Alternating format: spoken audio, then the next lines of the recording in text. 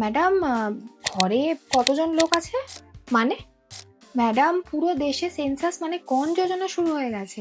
আপনি কি খবর টবর দেখেন না? আরে মোদিজিও তো বলেছেন। না, নিউজ টিউজ তো আমি কিছু দেখিনি। ঠিক আছে, আপনি বলুন আপনার কি বলার আছে। হ্যাঁ, তো ঘরে কতজন আছেন আর সবাই কি কাজ করে? আমার হাজবেন্ড প্রাইভেট জব করে আর আমি হাউসওয়াইফ। দুজনের আধার কার্ডটা একটু দেখান।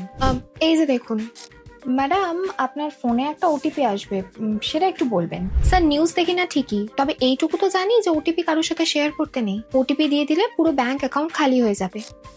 ম্যাডাম, ওটিপি ছাড়া আপনার এন্ট্রিটা কিভাবে হবে? ওটা তো জরুরি। আচ্ছা, আপনি তো সরকারের তরফ থেকে এসেছেন না, তাহলে আপনি আপনার আইডি কার্ডটা দেখান।